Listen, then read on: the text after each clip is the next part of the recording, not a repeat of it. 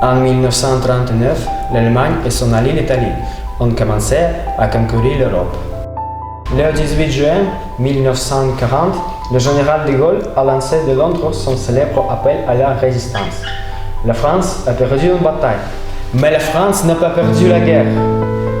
Notre patrie est en péril de mort. Luttons tous pour la sauver. La résistance a rassemblé tous ceux qui voulaient continuer la lutte contre l'occupant. Parmi les résistants, il y avait des hommes mondialement célèbres, comme les physiciens Paul Langevin et Frédéric Joliot-Curie, les poètes Louis Aragon et Paul Éluard.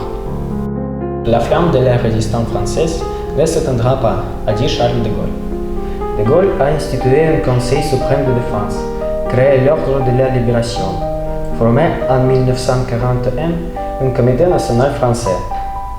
Enfin, les forces françaises libres se sont organisées. C'était à l'extérieur. L'intérieur du pays, depuis le juin 1941, l'action clandestine est devenue importante. Des sabotages, des explosions, des entreprises, des ponts et des voies ferrées. Les maquis rassemblaient à partir de 1943 d'anciens officiers, des réfractaires, des juifs poursuivis, des journalistes d'idéal. Voici un de nombreux exploits de définition de Moscou. Il se produit sur les routes de Volokhalansk dans la région de Novosibirsk. Un petit groupe de chasseurs altichars de la 306e division du général Panfilov de rester au cours de la vôtre de 500 chars hitlériens. Ce secteur du front était très important car il barrait la route de Moscou. Les combattants soviétiques n'étaient que 28. Ils réfusaient plusieurs attaques de fascistes, détruisant plusieurs tanks et plus de 70 soldats ennemis. Ces combats légendaires duraient 4 heures. Le commissaire politique Klitschko, gravement blessé, se jeta avec un paquet de grenades, son char à la main et le fit sauter. De ce groupe anti-char, un seul soldat est resté en vie, mais le blindé fasciste ne passait pas. C'est un code de combat que Klitschko a prononcé ces parler qui se répandrait à tout le front. La Russie est vaste, mais il n'est pas de Russie possible car Moscou est derrière nous. Dans ces combats, les soldats ne ménageaient ni leur sang, ni leur vie même. Rien ni personne n'est oublié. Les événements marquants de l'histoire de notre patrie restent gravés de la mémoire du peuple. Le peuple n'oubliera jamais les noms de ces héros qui se sont couverts de gloire sur les champs de bataille et dans les années de paix. En mai 1945, le peuple de notre pays célébrait des victoires sur le fascisme. Plus de 100 millions de morts, des millions de destructifs, de viols, d'orphelins, de fiancés sans fiancés, des villes et des villages désunis, des écoles et des centrales électriques en ruine. Les inventions nazies avaient et ainsi beaucoup de ceux qui avaient été fondants les uns d'avant-guerre. Les traces de la guerre, ils sont là, bien que l'on ne s'aperçoive par-dessus. De petites filles reçoivent le prénom du grand-père qui n'est pas revenu. L'ancien combattant pleure, elles se sont prendre l'esprit secret à leur traditionnel lieu de rencontre, le jour de la victoire. Les innombrables tombes de soldats connus et inconnus sont ornées de fleurs. C'est dans les mémoires du peuple que la guerre à la scène s'emprunte le plus terrible.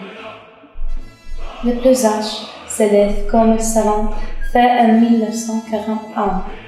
Les yeux des gens, insouciants il y a un instant encore, se remplissent d'une souriante gravité. Nous ne pouvons pas oublier nos grands-pères, nos pères et frères qui sont morts pour la victoire, pour le monde sans guerre. Ils nous ont légué à nous vivants, non seulement les mémoires, mais aussi les causes pour lesquelles ils allaient mourir. Nous devons vivre comme les vivants rêvent de vivre, bâtir et non détruire, reçoivent des autres et non chazellement. Le jour de la victoire restera pour toujours un fake avec des armes aux yeux. Que ce soit le dernier fake de ce genre pour nous et pour tous les hommes de la terre.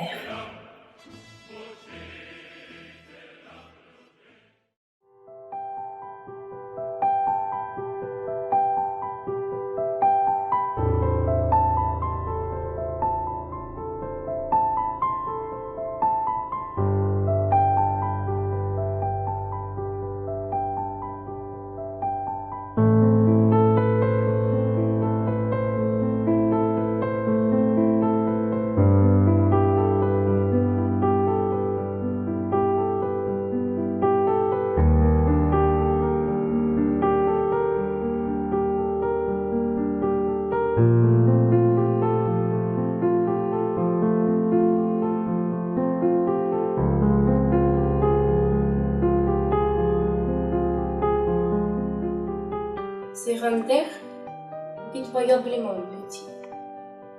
Vivait en quelque petit homme. Il avait une petite place, une toute petite fonction. Il touchait un petit salaire. Et voici que, par un bel matinée, frappait à sa fenêtre une guerre, pas très grande, semble-t-il. On lui donna une petite mitraillette, on lui donna des bottes petites, et un petit casque, et un capote petite, à ses dimensions.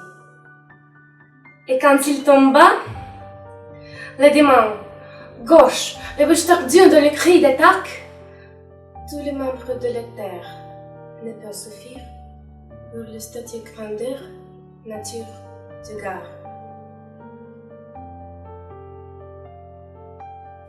Maintenant, vous avez été diopis par Robert Rождественский sur le terrain un peu importable. Alors restons-nous souvenant de tous ceux qui ont défendu notre patrie, notre maison. Rappelons-nous les personnes sans sommeil et de repos travailler l'arrière. N'oubliez pas ceux qui sont venus à Berlin et à Prague et qui maintenant ne est plus avec nous. Alors que bon, nos têtes et presque heureuses mémoires ne sont pas revenues à partir des filles des guerres. Filles, pères, mères, grands-parents, maris, épouses, frères et sœurs, camarades, parents. Amis de la minute de la silence.